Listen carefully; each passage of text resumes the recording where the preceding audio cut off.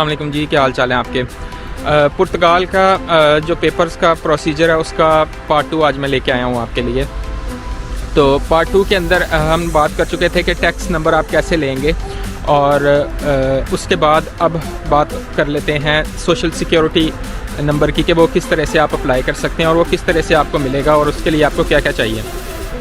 तो मैंने आपको पेपर्स बताए थे कि आपको पाकिस्तान का या इंडिया का जहाँ से आप आ रहे हो आपको पुलिस क्लियरेंस चाहिए।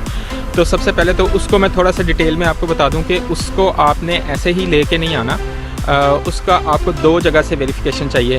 फ़र्स्ट ऑफ़ ऑल आपको अपने कंट्री का जो फॉरेन अफेयर्स ऑफिस है वहाँ से उसको अटेस्ट करवाना है। अगर पाकिस्तान की बात करें तो वो मेरे ख्याल से 10 या 15 रुपये पाकिस्तानी लेके फ़ॉरेन अफेयर आपको अटेस्ट कर देता है। वो हर शहर के अंदर फ़ॉरेन अफेयर्स के ऑफिस होते हैं। और उसके बाद आपने उसको अटेस्ट करवाना होता है पुर्तगाल एम्बेसी से। जब आप पुर्तगाल एम्बेसी में जाते हैं उनको जाने की ज़रूरत नहीं है, आप उनको ईमेल करते हो और वो आपको एक टाइम दे देते हैं, एक अपॉइंटमेंट का टाइम दे देते हैं। उस टाइम के ऊपर आपने उनको वो प्रोवाइड करना होता है और उसको अटेस्ट करवाना है आपने पुर्तगाल एम्बेसी से। तो ये 2 जब अटेस्टेशन हो जाएंगी तो आपको वो जेन्युइन पेपर नहीं चाहिए, सिर्फ उसका एक स्कैन कॉपी चाहिए। एक तो ये चीज़ है।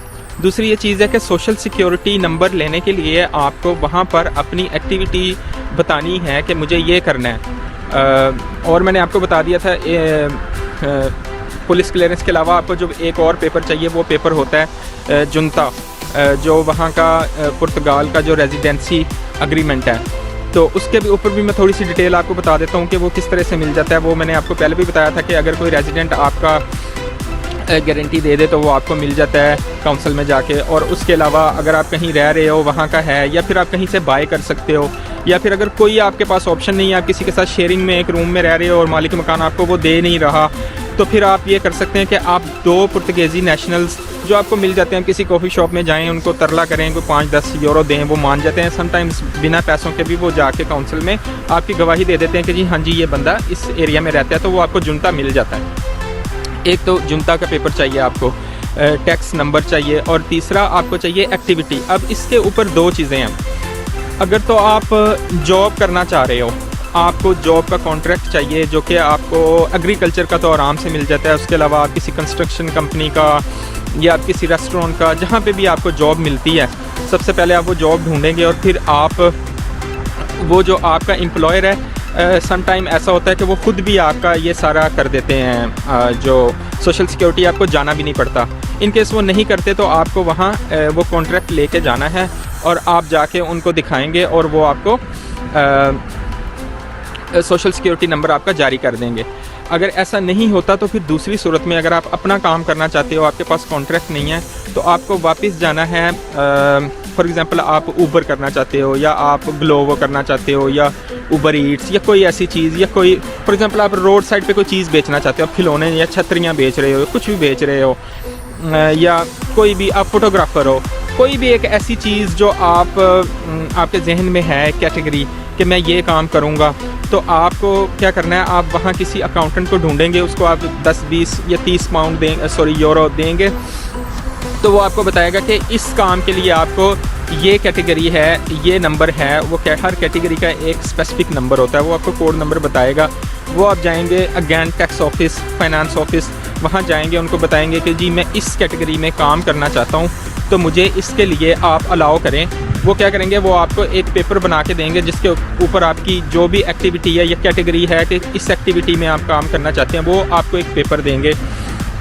तो अगेन वो पेपर लेके आप सोशल सिक्योरिटी के ऑफिस में जाएंगे, और जब आप सोशल सिक्योरिटी के ऑफिस में जाके उनको देंगे, उनको बताएंगे कि मैं ये करना चाहता हूँ, तो अपना टैक्स में ऑब्वियसली आप सेल्फ फाइनेंस होंगे, तो मैं अपना काम करना चाहता हूँ, तो वो आपको एक सोशल सिक्योरिटी नंबर जारी कर देंगे जिसके ऊपर आप उनको एवरी 3 मंथ अपना टैक्स सबमिट करेंगे। आप बताएंगे कि मैंने ये कमाया और ये मेरा बनता है।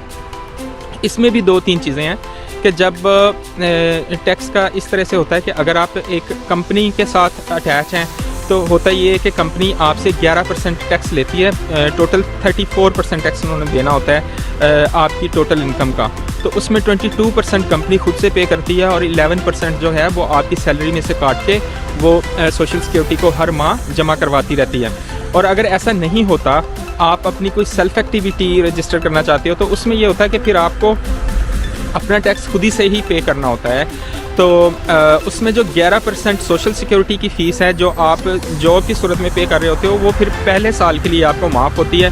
बाकी का 22% फिर आपको अपनी जो भी आपकी मंथली इनकम है उसके हिसाब से आपको हिसाब करके वो सबमिट करना होता है। तो जब ये सारी चीज़ें, ये मैं सिर्फ आपकी इन्फॉर्मेशन के लिए बता रहा हूँ, तो जब आप ये सारी चीज़ें आपके पास आ जाती हैं, आपके पास जुनता आ जाता है, आपके पास पुलिस क्लियरेंस आ जाता है, आपके पास लीगल एंट्री का जो सारे प्रूफ हैं वो आपके पास आ जाते हैं, आपकी जो जिस तरह से आप एंटर हुए और जो होटल का मैंने आपको बताया था पेपर आपके पास सब कुछ है, ये सारी चीज़ें लेके जब आप जाते हैं तो आपको सोशल सिक्योरिटी नंबर जारी हो जाता है। इसके बाद आपके पास सारे डॉक्यूमेंट्स पूरे हैं फ़ाइल लॉक करवाने के लिए।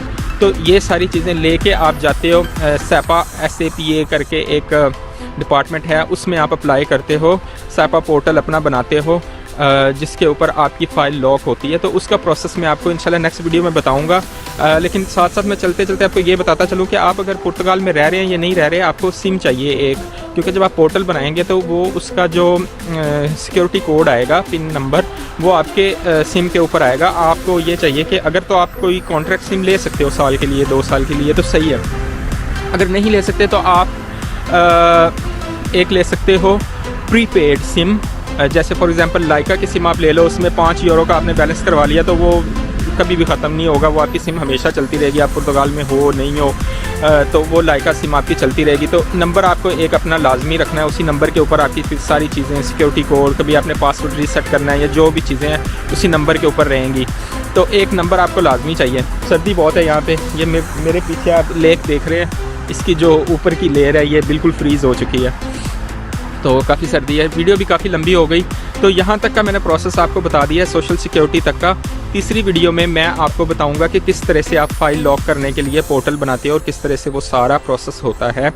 और मैं आपको बताऊंगा कि जो लोग वीज़ा पर नहीं आते, किस दूसरे तरीके से यूरोप में पहुंचते हैं और पुर्तगाल में पहुंचते हैं, उनके लिए क्या प्रोसेस है उसके ऊपर भी बात करेंगे। और इसके ऊपर भी बात करेंगे कि कितना टाइम लगता है इस सारे प्रोसेस को और कितने टाइम में बेसिकली आपको रेजिडेंसी कार्ड मिल जाता है। ये सब मैं इंशाल्लाह आपको तीसरी वीडियो में थर्ड पार्ट में मैं बताऊंगा।